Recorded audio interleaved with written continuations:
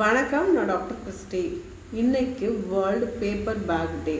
நமக்கு plastic use பண்ணுறது தவறு அப்படின்னு நல்லாவே தெரியும். அப்படி இருந்தால் கூட ஒரு சில ஃபுட் ப்ராடக்டை நம்ம ரொம்ப நாள் ஸ்டோர் பண்ணி வைக்கணும்னா இந்த மாதிரி ஏர்டைட்டு பிளாஸ்டிக் பேக் அந்த மாதிரி பிளாஸ்டிக் கண்டெய்னரில் ஸ்டோர் பண்ணி வைக்கும்போது அந்த ஃபுட்டு டெம்பரேச்சருக்கோ லைட்டுக்கோ இல்லை ஹியூமிடிட்டிக்கோ எதுக்குமே ரியாக்ட் பண்ணாமல் ரொம்ப நாள் கெட்டு போகாமல் இருக்கும்.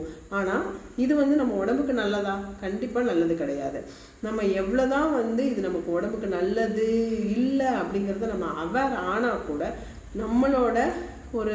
நம்மளோட வேலைகளை சுலபமாக்குற ஒரு காரணத்தினால மட்டுமே. ஏன்னா இதுக்கு முன்னாடி ஒரு கடையில் போய் சாப்பாடு வாங்கணும்னா பாத்திரம் எடுத்துகிட்டு போய் வாங்கணும். ஒவ்வொரு டைமும் பாத்திரம் எடுத்துகிட்டு போய் வாங்குறதுக்கு நம்ம சூடாக கொதிக்க சாம்பார் சால்னா எல்லாத்தையுமே அந்த பிளாஸ்டிக் பேக்கில் நம்ம ஊற்றி வாங்கிட்டு வரோம். இது தவறு அப்படின்னு நமக்கு தெரிஞ்சால் கூட இன்றைக்கி நமக்கு அவசரமாக நம்ம வேலைக்கு போகணும், இதை செஞ்சுருவோம் அப்படின்னு சொல்லிட்டு நம்மளோட அந்த கவனக்குறைவு இல்லைன்னா ஒரு அசால்ட் சொல்லுவோம்ல, அந்த மாதிரி இருக்கிறதுனால நம்ம இந்த பிளாஸ்டிக்கு நம்மளை அறியாமலே அடிமையாகிட்டு இருக்கோம். இந்த பிளாஸ்டிக் குப்பைகள் நம்ம உலகத்தில் நிறைய மாற்றங்களை கொண்டு வருது. அது நமக்கு மனித இனத்துக்கே ஒரு அழிவையும் கொண்டு வரும்னு தெரிஞ்சும் கூட நம்மளோட சோம்பேறித்தனத்தினால நம்ம அதுக்கு அடிமையாகிட்டு இருக்கோம்.